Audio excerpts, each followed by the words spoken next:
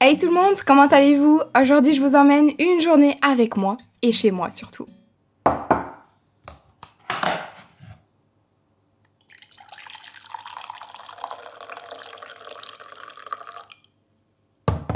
Je commence toujours ma journée par un bon petit café, c'est mon indispensable. Et alors, tout le temps, depuis le mois de décembre, au matin, je prends de la riboflavine. Donc c'est une vitamine que m'a conseillé une neurologue que j'ai été voir en décembre parce que j'avais de grosses migraines. Et quand je vous parle de grosses migraines, c'était vraiment horrible avec des envies de vomir parfois, etc. Enfin, ça devenait vraiment très compliqué. Et depuis que je prends cette vitamine, même des maux de tête, ça m'arrive que très rarement. Donc ça m'a clairement sauvée. Si vous avez des problèmes comme ça, n'hésitez pas à aller voir des spécialistes. Franchement, après, ça sauve quoi. On est quand même sur un beau ciel bleu, hein, ce que je vois. Même s'il fait très froid. C'est les seins de glace en même temps cette semaine. J'adore vraiment me poser et écouter le chant des oiseaux, ça me fait trop du bien. J'aère toutes mes pièces le matin parce que c'est le moment où il y a le moins de pollution aussi. Donc je prends le temps de le faire chaque matin. Bon après, ça m'arrive aussi d'aérer dans la journée évidemment. Je suis maintenant dans ma salle de bain, je vais me préparer, je vais prendre le temps de me faire des petits soins du visage, me débarbouiller parce que je sens que ma peau a besoin de faire un petit nettoyage un peu plus profond que d'habitude. Je sais pas, il y a des jours comme ça où je me lève et j'ai envie de faire ça. Ah aussi, j'ai l'impression qu'on n'en parle pas. Mais je vais laver ma culotte de règles aussi, ça fait partie de ma journée. C'est parti! Je vous montre simplement ma tenue du jour rapidement, mais c'est ultra simple. Je suis en tenue de sport, j'ai un cycliste qui vient du rayon sport de chez Primark il y a 4-5 ans. T-shirt avec ma brassière de sport en dessous. Et en fait, j'ai rajouté un blazer oversize par-dessus. Donc là, ce que je vais faire, c'est que je vais faire le lit. Et alors, je vais commencer ma journée de boulot. Je viens de faire une trace de rouge à lèvres sur mon blazer. Ça fait 2 minutes que je l'ai, quoi. Trop deg. Et alors, le bandana, là, je crois que ça fait 10 ans que je l'ai. C'était la trouvaille du jour au fond de mon tiroir. Mais mes cheveux étaient un peu cracra, donc voilà.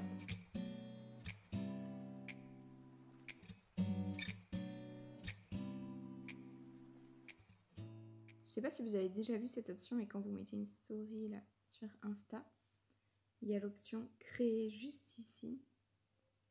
Et en fait, ça vous permet de voir vos souvenirs. Il y a une option ici. Et vous pouvez tout afficher ici. Et genre, il y a 1 an d'ici, j'étais à Madrid. Et donc du coup, ça me fait trop plaisir de regarder mes souvenirs à chaque fois. Je prends un peu d'eau.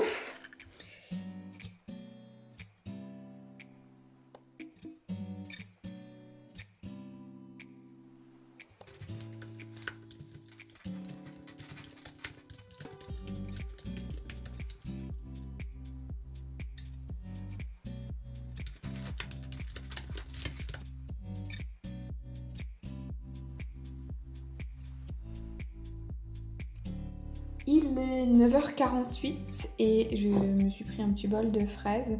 J'ai pas encore petit-déj aujourd'hui parce que j'avais pas faim simplement. Donc là j'ai un petit creux mais pas énormément, pas pour dire de prendre un truc du style flocon d'avoine ou pain. Non, j'ai vraiment pas envie de ça. J'ai envie de mes petites fraises, un truc bien frais. C'est des fraises belges. Mon petit break 10h.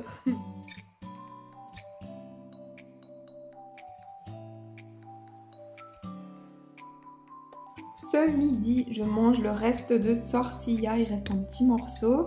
Je mange du pain complet, c'est du pain avec des graines dedans, qui est vraiment délicieux. C'est un pain synergie et alors je vais mettre un peu de Saint-Morel sur mes petites tartines. Bonne appétit. Would you give to someone who's trying to avoid just becoming a stat EA, or when you're applying for jobs, you're not just that person who you see yourself as more than a stat, and you start thinking about who are you? What do you care about? What brings you joy? Devenir sur Netflix, réalisé lors de la tournée du livre Devenir de Michelle Obama. C'est comme un petit documentaire où on voit des parties de sa vie et là ils sont occupés de parler de comment ne pas se définir comme un chiffre. Et elle donne des conseils et franchement, mais j'adore cette femme. J'ai l'impression qu'elle me sort les mots de la bouche. Moi, je trouve que c'est une femme ultra inspirante. Et je suis en train de penser à réaliser une vidéo sur comment je m'organise, mais vraiment dans tous les détails. Parce que souvent, je vous donne mes conseils, mais vous montrer en détail comment je fais de mon côté, ça pourrait être intéressant. Et donc là, je vais vous montrer comment j'ai organisé ma semaine. J'utilise pour ça un genre de semainier qui vient de chez Mr. Wonderful. J'ai exactement 3 couleurs pour ce planificateur de semaine. J'ai le bleu pour tout ce qui est travail, j'ai le rose pour tout ce qui est travail YouTube et j'ai le jaune pour tout ce qui est privé. Donc en gros, je mets les codes couleurs à ma façon. J'ai également un petit symbole, donc le petit rond c'est au niveau de YouTube et le petit triangle c'est aussi au niveau du privé. Voilà comment j'organise un peu tout ça. Je mets en fait en gros les idées, mais après c'est pas une to-do list détaillée, ça c'est vraiment pour dire d'avoir un plan de ma semaine et pouvoir avoir une vue d'ensemble. Et au niveau du week-end, je ne remplis pas énormément, donc ça me va les petites cases, hein. Mais comme ça vous avez une petite idée. Mais vraiment sachez que je pense à cette vidéo et qu'elle arrivera. D'ailleurs il y a une prochaine vidéo qui arrive, je suis en train de préparer les fiches. C'est comment atteindre ses objectifs et je vous partage plein de méthodes. Il y aura également un PDF à télécharger. Et quand je dois préparer une vidéo YouTube, je me prépare aussi des petites fiches avec des points à ne pas oublier et surtout pour avoir un fil conducteur et plusieurs parties à chaque fois. Et voilà un peu la vidéo que vous avez pu voir mercredi, comment je l'ai préparée pour n'oublier surtout aucun point. Est-ce que je suis la seule à enfiler les pulls du chéri dès que j'ai un petit peu froid, que j'ai envie de me mettre à l'aise ou après le sport, je vais dans la garde-robe de mon chéri lui prendre un pull large comme ça, bien sympa. Bref, j'ai terminé là ma journée de travail, ça fait du bien. Du coup, ce que je fais directement, c'est que je sors de mon bureau quand c'est comme ça. Là, j'ai eu des grosses réunions. Directement, je sors de cette pièce dans laquelle j'ai passé toute la journée, je prends l'air, même s'il fait un peu frais. Et là, je vais préparer une petite quiche rapide, pas pour ce soir, parce que ce soir on mange des croquants de poulet avec des pâtes et des champignons.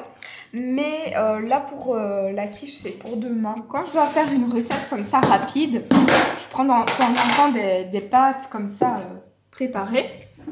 Mais ça m'arrive aussi de réaliser les pâtes moi-même. J'ai bien envie de vous faire une vidéo où je vous montre ma recette de pâtes brisées. J'ai fait ma recette d'empanadas là l'autre fois. Et je me suis dit que ça pouvait être sympa de vous montrer comment décliner une recette de pâtes brisées en faisant du salé et du sucré.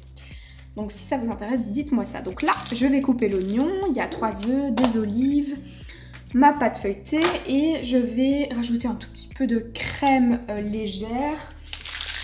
En fait, j'ai toujours un seau à compost quand je fais de la cuisine. Et je sais pas si vous savez, mais il y a des collectifs qui se font souvent dans les communes en Belgique pour les gens qui habitent en appartement et qui n'ont pas la chance d'avoir de compost. C'est toujours intéressant à savoir.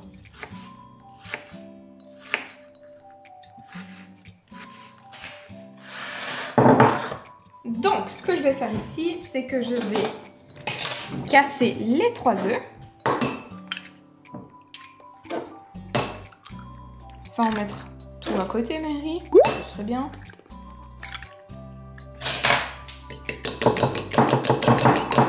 Hops. Des oignons. Je vais mettre évidemment du sel, du poivre. Et alors, je vais mettre un peu d'herbe de Provence. Je préchauffe mon four.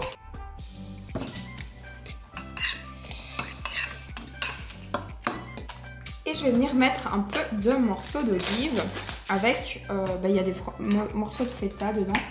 Donc je vais en rajouter 2-3, après je vais pas abuser. Faites ça si vous devez rentrer tard le lendemain du boulot par exemple. Si vous avez énormément de choses à faire. C'est vraiment la recette idéale à préparer la veille. pouvez rajouter un peu de gruyère si vous aimez ça, si vous voulez qu'elle soit un peu plus consistante par exemple. Je viens verser ma petite quiche. Et voici un aperçu de ma petite quiche bien cuite désormais. J'ai complètement oublié hier de clôturer ce vlog. Donc je vous reprends ce matin, comme ça, j'en profite pour peut-être vous montrer comment ça donne. Parce que j'ai fait un crash test d'une méthode pour avoir des boucles dans les cheveux. J'ai trouvé en fait cette méthode via un partage sur Instagram. Il suffit simplement de mettre un bandeau et en fait d'enrouler vos cheveux dedans. Et vous faites ça en 2 parties. Donc je ressemble un peu à la fille dans Star Wars, je retiens jamais son nom. Au niveau de la tenue, j'ai une petite blouse ici qui vient du site Naked. Elle est dans ma story à la une. Il y a un élastique au niveau de la taille, ce qui fait que ça fait un effet volant comme ça vers le bas et un petit nœud. Elle est super confortable, j'adore la matière quand il fait encore un peu frais comme ça. Et alors au niveau du jean, c'est simplement un petit jean qui vient de chez Zara. Donc en gros c'est une méthode qui se fait avec 2 élastiques en fait. Je sais pas, j'ai l'impression que mes cheveux sont encore un peu crus. Mais mes cheveux prennent toujours 3000 ans à sécher perso. Même si je les humidifie un peu. Je sais pas, je suis sceptique. Je me vois pas en fait avec le micro.